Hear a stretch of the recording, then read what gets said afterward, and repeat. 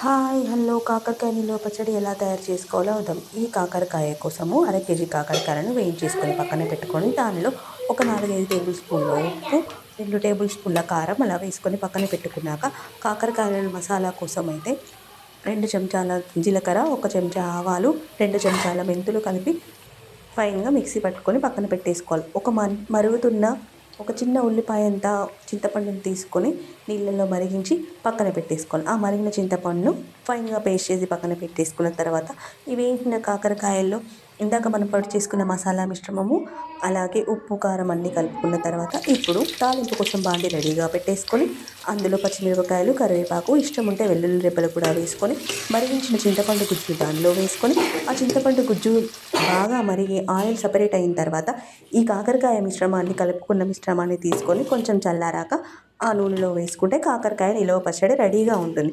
కారం ఒకవేళ తక్కువైంది అనుకుంటే ఇప్పుడే కలుపుకోవాలండి, తర్వాత కలుపుకోవడానికి వీల్లేదు. కాకరకాయ నిల్వ పచ్చడి ఎంజాయ్ చేయండి. Please like, share, subscribe.